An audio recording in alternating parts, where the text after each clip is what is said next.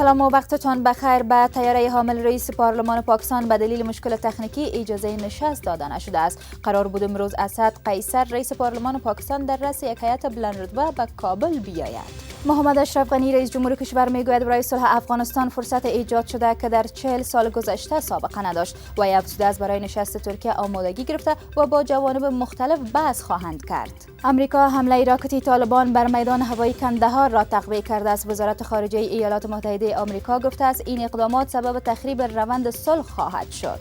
یک فابریکه تولید آرد به ارزش 6 میلیون دلار آمریکایی در ولایت کندهار افتتاح شد. وزارت تجارت و صنعت میگوید این فابریکه در یک شبانه روز ظرفیت تولید 60 تن آرد را دارد و 30 تن در فابریکه مشغول کار شده‌اند. بند سوخته که دایکندی به بهره برداری سپرده شد. مقامات گفتند این بند به هزینه 4.9 میلیون دلار آمریکایی ساخته شده که ظرفیت تولید 700 کیلووات برق را دارد.